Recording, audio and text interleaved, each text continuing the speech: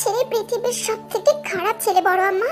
আজকে বাড়িতে আসুক তোমার ছেলেকে আমি খুন করে ফেলবো। প্রাচীন বড়সড় দোতলা বিশিষ্ট বাড়িটার 3 পাশ জুড়ে শুধু ঘর, সামনের বিস্তৃত জায়গা জুড়েই বিশাল উঠোন, সীমানা জুড়ে চারপাশ দিয়ে প্রাচীরে ঘেরা, আর উঠান পেরিয়ে সামনের প্রাচীরের মধ্যমণি সদর দরজা। আর সেখানে দাঁড়িয়ে বেশ ক্রোধিত হয়ে কথাটা বলে উঠল তে। পুরানো বাড়িটার উঠোনের পাশে একটা কলপার, সেখানে দাঁড়িয়ে কাজের বুয়ার দিক নির্দেশনা দিচ্ছেন জিন। তের কথাগুলো কর্ণগোচর হতেই বিস্ময় চোখগুলো বড় বড় হয়ে গেল ওনার। পিছনে মুহূর্তেই নজরে পড়ল তের গোল গাল ফর্সা রাগান্বিত চেহারা আর মায়াবিনী হরিণী চোখ জোড়া লাল বর্ণতা। ইস, মেয়েটার কি অবস্থা! গোল গাল ফর্সা মায়াবী মুখখানা রক্তিম হয়ে গেছে, হরিণী মায়াময় চোখ জোড়া কেটে কেটে লাল বর্ণ হওয়ার সাথে সাথে ফুলিয়ে ফেলেছে।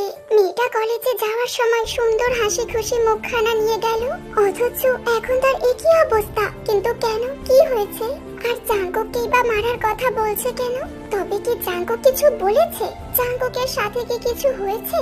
নিশ্চয়ই এই ছেলেটা আবারও উল্টো পাল্টা কিছু শুনিয়ে দিয়েছে। এই ছেলেকে নিয়ে আর পারা গেল না। ভাবনা ছেড়ে জিন এগিয়ে গেলেন তের দিকে, হাত ধরে সদর দরজা থেকে ভেতরে নিয়ে এসে উঠানো পাতানো মোড়ায় বসালেন। শাড়ির আঁচল দিয়ে চোখ মুখ মুছিয়ে দিতে দিতে বেশ আদুরে ভঙ্গিতে বললেন, কি হয়েছে আমার প্রাণরানীর? চোখ মুখের কি অবস্থা? ফুপিয়ে কেঁদে উঠল তে। দুই হাতে গলা জড়িয়ে ধরল জিনের। মা নেই তার, তবুও মায়ের অভাবটা কখনো বুঝতে দেয়নি এই মমতাময়ী নারী। এই বাড়িতে সবাই তাকে খুব ভালোবাসে, শুধু ওই হৃদয়হীন পাষাণ্ড অসভ্য লোকটা ছাড়া। আর সবচেয়ে ভালোবাসে এই বড় আম্মা নামক মানুষটা। সেজন্য ওই লোকটা তাকে আরো মোটেও সহ্য করতে পারে না। লোকটার মায়ের ভাগ নিচ্ছে যে সে সহ্য করবে কেমন করে? খারাপ ইতর লোক একটা। আজ বাড়িতে আসুক, তাকে বিনা কারণে বকার মজাটা বোঝাবে। তার সাজানো গোছানো ঘর যদি সে লন্ডভন্ড না করে রেখেছে, তো তার নামও দেইহুম না। আরে কাঁদছিস কেন? কি হয়েছে সেটা তো বলবি। তোমার ওই খারাপ ছেলে আমাকে ভরা ক্লাসের মধ্যে সবার সামনে অপমান করেছে। এই জন্য বলেছিলাম তোমার ওই প্রফেসর গিরি করা ছেলের কলেজে আমি ভর্তি হব না। শুনলে না তখন আমার কথা? সবাই মিলে আমাকে বাধ্য করে জোর করে বুঝিয়ে ওই কলেজে ভর্তি করালে। আমি জানতাম, খুব ভালো করেই জানতাম, তোমার ওই মুখে কুলু পেটে থাকা ছেলে বাড়িতে কিছু না বলতে পারলেও সেগুলো শোধ সে ঠিকই কলেজে গিয়ে প্রফেসরগিরি করে আমার উপর তুলবে। আজ তাই করেছে।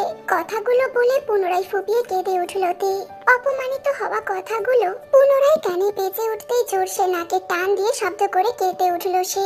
আরে আবারও কাঁদে? কি হয়েছে সেটা তো বলবি, না হলে আমি জাঙ্কুককে বকবো কি করে? দুজনের কথার মাঝে টোল নিয়ে বসলেন সানা। তিনি তেহুনের নানি। ঘর থেকে বেরিয়ে কাজের মহিলাকে জামা কাপড় দিতে গিয়ে তেকে নজরে পড়ল এই বাড়ির মেজ বউয়ের, অর্থাৎ তের মেজ মামির। তিনিও এসে দাঁড়ালেন তের অন্য পাশে। প্রশ্ন করলেন কি হয়েছে। সবার কথাই এবার সোজা হয়ে বসলো তে। চোখ নাক মুছলো জিনের আঁচলে। ফের কিছু বলতে যাবে তার আগে কলপার থেকে এই বাড়ির কাজের বুয়া ফুলবানু বলে উঠলেন, আমি জানি এখানে ভাইজানের কোনো দোষ নেই, তবু আমার মনে হচ্ছে ভাইজানকে দোষী করা হইব। ভাইজান নিজ ইচ্ছেতে কোনো দোষ করতেই পারেন না। ফুলবানুর কথা শুনে খেপে গেল তে। জিন চোখ মোটা মোটা করে রাগান্বিত হয়ে তাকালেন ফুলবানুর দিকে। একই মেয়েটাকে ঠান্ডা করা যাচ্ছে না, তাতে উনি আবার ভাইজানের হয়ে ইন্ধন যোগাচ্ছেন। বড় মা, ওই ফুলবানুকে চুপ থাকতে বলো। যদি আর একবারও তার ভাইজানের হয়ে সালিশি করতে আসে, আমি বলে দিলাম খুব খারাপ হবে। তারপর ফুলবানুর দিকে রাগান্বিত হয়ে বলল, এত যখন ভাইজানের হয়ে দরদ, তার হয়ে চামচাগিরি করো, তাহলে ভাইজানকে নিয়ে আলাদা খেতে পারো না? দুজনে তো দিব্যি আমার মামুর পয়সায় আর তার সংসারে গিলছো। উনি আইছেন, আমার ভাইজানের কোনো দোষ নেই, কিন্তু তাকেই দোষী করা হবে। তিনি একেবারে দুধে ধোয়া তুলসী পাতা, স্বচ্ছ পানির মতো পরিষ্কার। রাগে ফুলবানুকে ব্যঙ্গ করে এটা ওটা বলতেই থাকলো তে। ওদিকে হাঁ হয়ে ফুলবানু তার দিকেই তাকিয়ে আছে। সে কি বললো? আর এই মেয়ে সেই কথার কি আজে বাজে মানে বের করে বলেই চলেছে। সে কেন ভাইজানকে নিয়ে আলাদা খেতে যাবে? এসব কি বলে চলেছে মেয়েটা? নিশ্চিত এই মেয়ের মাথাটা আজ পুরোই গেছে।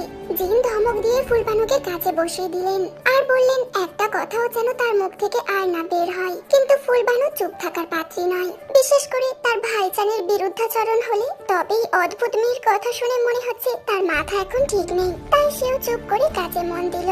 তবে কান তার তেহুনের দিকে। ফুলবানুকে ধমক দিয়ে জিন দেখে সান্ত্বনা দিয়ে বললেন, ও বোকা, ও বোঝে না, ওর কথা বাদ দে, বল কি হয়েছে। জিনের সাথে তের মেজ মামিও সান্ত্বনা দিলেন। বুঝলেন মেয়েটা আজকে বেশ খেপেছে। দুজনের সান্ত্বনায় তেও কিছুটা শান্ত হলো। তারপর আসল কথা বলা শুরু করলো।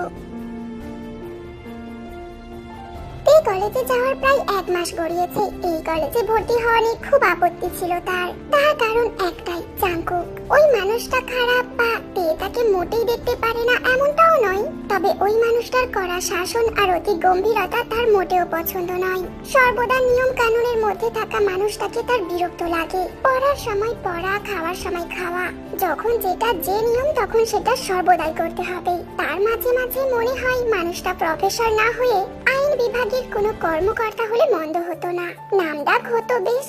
আর বাড়ির মানুষগুলোকে না চালিয়ে দেশের মানুষগুলোকে জ্বালাতো। যাই হোক, বান্দার অনিয়ম পছন্দ নয়, তো অন্য কেউ সে অনিয়ম করুক সেটাও পছন্দ নয়। ওনার এই অতি পাংচুয়াল আর কড়া শাসনদের একটুও ভালো লাগে না। এসব কারণেই মানুষটাকে তার মোটামুটি অপছন্দ, যার জন্য ওই মানুষটা যেদিকে যায় সে তার বিপরীত দিকের স্রোতের দিকে গা ভাসিয়ে দিতে পছন্দ করে। তাছাড়া মানুষটার সাথে তার আর কোনো বিবাদ নেই, কিন্তু ওই যে কথাই আছে না, হাতে না মারলে ভাতে মারবো। বাড়িতে সবার আদরের হওয়ায় মানুষটা তাকে কিছু বলতে পারে না বলে নিজের মাতব্বরির জায়গাকে ছেড়ে দেবে, দেয় কি কেউ? দেয় না। সে দোষ না করা সত্ত্বেও তাকেও দেয়নি। এইসব কারণেই সে ওই কলেজে ভর্তি হতে চায়নি, যেখানে মানুষটার এইসব স্বভাবের কারণে সবাই তাকে জমদূতের মতো ভয় পায়। সেখানে জেনে শুনে সে কি করে নির্দ্বিধায় পা ফেলতে পারে সেটা বাড়ির মানুষগুলো বুঝলে তো সে খুব ভালো জানতো সুযোগ পেলে তাকেও এই অসভ্য লোকটা ছেড়ে দেবে না। ছোটবেলা থেকে যে মানুষটার অবাধ্যতামি সে করে আসছে আর এখনো করছে, আর সুযোগ পেলে বুঝি সেই মানুষটা একটু শোধ তুলবে না, তাকে কি ছেড়ে দেবে? তা কি কখনো হয়? কলেজে ভর্তি হওয়া নিয়ে আপত্তি থাকলেও ভর্তি হওয়ার পর যখন শুনলো তাদের কলেজের ইউনিভার্সিটির শিক্ষকের তালিকায় জাঙ্কুক শুধু ভার্সিটির স্টুডেন্টদের ক্লাস নেয়, তাদের নয়, সে ভীষণ খুশি হয়েছিল। কিন্তু খুশি হতে পারেনি তার প্রাণ প্রিয় বন্ধু জেনি। জেনি বেশ আফসোস নিয়ে বলেছিল, আহারে, জাঙ্কুক ভাইয়া যদি ক্লাস না নেবে তাহলে কলেজে ভর্তি হওয়ার মানে কি? জেনির কথায় কখনোই কর্ণপাত করে না তে। ছোট থেকেই একসাথে বড় হয়েছে তারা, প্রাণ প্রিয় বান্ধবীও দুজন। বিধায় মানিক চোরার স্কুল লাইফটা কাটিয়ে এবার কলেজ লাইফটা শুরু হয়েছে তাদের। বিধায় জেনি সম্পর্কে নখ দর্পণেতে ছোট থেকেই ওই জাঙ্কুক নামক লোকটা বলতে দুর্ঢোক পানি বেশি খেয়ে থাকে জেনি। সুদর্শন ছেলে দেখলেই ক্রাশ খাওয়ার অভ্যাস আছে তার। সেই হিসাবে তার ক্রাশের লিস্টের কাতারে সর্বপ্রথম নাম হলো জিয়ন জাঙ্কুক, যার জন্য বাড়ির সবার মতো এই কলেজে ভর্তি হওয়া নিয়ে আকাশসম আগ্রহ ছিল জেনিরও। তাকেও কি কম পটিয়েছে মেয়েটা? আর যার জন্য আগ্রহী হয়ে কলেজে ভর্তি হয়েছে সেই তিনি তাদের ক্লাস নিচ্ছেন না, আর তাকে নিয়ে জেনি আফসোসের বাণী আওড়াবে না তো কি করবে? বিধায় জেনির মর্মাহত হৃদয়ের আফসোসের বাণী সম্পর্কে শোনা অভ্যস্ত হয়ে গেছে তের। রোজ কলেজে এসে জাঙ্কুককে দেখে জেনির আফসোসের বাণী আওড়ালেও তের দিনগুলো যাচ্ছিল দারুণ। কিন্তু সেই দারুণ দিনগুলোর অবসান ঘটিয়ে আজকে জাঙ্কুক তাদের ক্লাসে প্রবেশ করলো। অল্প বয়স্ক এবং দেখতে সুদর্শন হওয়ায় ক্লাসের প্রত্যেকটা মেয়ে স্টুডেন্ট ভঙ্গিতে গদগদ হয়ে উঠলো তাকে দেখে।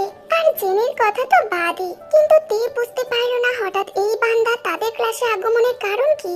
তবে কিছু সময় যেতেই পরিচয় পর্ব মিলতেই বুঝতে পারলো এই টাইমে তাদের যে শিক্ষক ক্লাস নিয়ে থাকেন তিনি গুরুতর অসুস্থ হওয়ায় জাঙ্কুক তাদের কিছুদিনের ক্লাস নেবেন। ভার্সিটির জুনিয়র শিক্ষক হওয়ায় কলেজের এই ক্লাসের সুযোগটা তাকেই দেওয়া হয়েছে। তে ঠিক বুঝে উঠতে পারলো না এটা তার সৌভাগ্য নাকি দুর্ভাগ্য। যেটা থেকে সে দূরে থাকতে চাইছিল তারই আগমন। তবে বরাবরই সে ভালো স্টুডেন্ট, বিধায় শত ভাবনা ছেড়ে সে ক্লাসে মন দিল। কিন্তু ভাগ্য মনে হয় তার সৌভাগ্যটা চায়নি, বিধায় কপালের সাথে সাথে এরকম একটা বান্ধবীও জুটেছে তার। শত স্টুডেন্টদের সামনে দাঁড়িয়ে থাকা মানুষটা সম্পর্কে জ্ঞাত থাকলেও ভয় ডর ছাইয়ের মতো উড়িয়ে দিয়ে তাকে ফিসফিসিয়ে বলে উঠলো, অন্য দিনের তুলনায় আজকে জাঙ্কুক ভাইয়াকে একটু বেশি হ্যান্ডসাম লাগছে, তাই না রে তে? ইস, ফর্মাল লুকে তাকে একদম মারাত্মক লাগে, পুরো আমার স্বপ্নের নায়ক সালমান খানের মতো। আই হাই, মৃত্যু গায়া। জেনির কথাই তে চোখ বড় বড় করে ফেললো। মানুষটার সম্পর্কে মেয়েটা খুব ভালো করে জানে, তবুও বলছে এসব। সামনে এক পলক নজর দিয়ে আর চোখে জেনির দিকে তাকিয়ে উপহাস স্বরে বলল, মরবি তো এমনিতেও তুই। সামনের মানুষটা যদি ক্ষুণ্ণ অক্ষরে বুঝতে পারে তার ক্লাসে অমনোযোগী হয়ে তুই তাকে নিয়ে পরিচর্যা করছিস, তাহলে তুই তো গায়া, হামকো সাথ মে লেকার গায়া। মরবি, সাথে আমাকেও মারবি, এটা কোনো ব্যাপারই না। তোর কাছে কোনো ব্যাপার না থাকলেও আমার কাছে বহুত ব্যাপার। আর তোর ওই হ্যান্ডসাম সালমান খানের সম্পর্কে তোর খুব ভালো করেই জানা। সো নিজে না ডুবে আমাকেও না ডুবিয়ে ক্লাসে মনোযোগ দে প্লিজ জেনি, না হলে কথা শেষ করতে পারলো না তে। তার আগে বজ্র কণ্ঠে কেউ একজন বলে উঠলো, হেই ইউ স্ট্যান্ড আপ। বজ্র কণ্ঠে পুরো ক্লাসের পরিবেশ মুহূর্তেই থমথমে হয়ে উঠলো। তে আর জেনির কথাও থেমে গেল। নজর চলে গেল সামনে দাঁড়ানো মানুষটার দিকে। পুরো ক্লাসের সমস্ত স্টুডেন্টদের মনোযোগ আর নজর চলে এলো তাদের দিকে। আবারও বজ্র কণ্ঠে নির্দেশ হতে উঠে দাঁড়াতে হলো তেকে। বজ্র কণ্ঠের হেই ইউ শুনতেই শুকিয়ে গেছে কলিজা তার। পুনরায় নিচের দিকে পুরুষালী আঙুলের নির্দেশনা উঠতেই লজ্জায় আড়ষ্ট হয়ে দাঁড়িয়ে উঠল। আর সামনের মানুষটা তার লজ্জা শতগুণে বাড়িয়ে দিয়ে অতি শান্ত আর গম্ভীর কণ্ঠে বলল, এটা ক্লাসরুম, গল্প করার জায়গা নয়। গল্প করার জন্য ভিন্নতর জায়গা আছে। ক্লাসে মনোযোগ না দিতে পারলে সেখানে গিয়ে গল্প করো, ক্লাসে নয়। আর আমার ক্লাসটা মাছের বাজার হোক সেটা আমি অন্তত মেনে নেব না। সো মনোযোগ দিয়ে ক্লাস করো, না হলে ক্লাসের বাইরে চলে যাও। বুঝতে পেরেছো? Sit down. অল্প বয়স্ক সুদর্শন শিক্ষককে দেখে ক্লাসের যেসব মেয়েরা গদগদ হয়ে উঠেছিল, বজ্র কণ্ঠের গভীর কথাগুলো শুনে মুহূর্তেই সবার মুখ পাংশুটে হয়ে গেল। মুহূর্তেই সবাই শান্ত হয়ে ক্লাসে মনোযোগ দিল। তেও দাঁতের দাঁত চেপে কান্না আটকে কথাগুলো শুধু হজম করে গেল। লজ্জায় মনে হলো দৌড়ে ক্লাসের বাইরে চলে যেতে, কিন্তু পা যে তার নড়তেই চাইছে না, পাথর বনে গেছে। বাকি ক্লাসটা অসীম ধৈর্য নিয়ে চুপচাপ শুধু করে গেল। এর মধ্যে চোখের জলও বাধা মানেনি, অনবরত গড়িয়ে চলেছে তারা। পাশে বসে জেনে শুধু বোবা মানুষের মতো দেখে গেছে। নিজের জন্য মেয়েটা এত অপমানিত হলো, যেখানে সামনের পুরুষটা সম্পর্কে তার জানা। নিজেকে খুবই ছোট মনে হলো, কিচ্ছু বলতে পারলো না সে। তের মতো সেও চুপচাপ ক্লাস করে গেল। ক্লাস শেষে আর এক মুহূর্ত দাঁড়ালো না কলেজে। জেনিকে সঙ্গে না নিয়ে একা একা বাড়িতে চলে এসেছে সে। কথা শেষ করতেই আবারও চোখের নোনা জল আর নাকের পানিটা জিনের শাড়ির আঁচলে মুছলো তে। তের কথায় জিন কি বলবেন খুঁজে পেলেন না। ছেলেটা তার এই রকমই, সেটা তেও জানে। তবুও কেন মেয়েটা অমনোযোগী হলো? তাছাড়াও মেয়েটার আর দোষ কোথায়? জিনের ভাবনার মাঝেই তের নানি বলে উঠলো,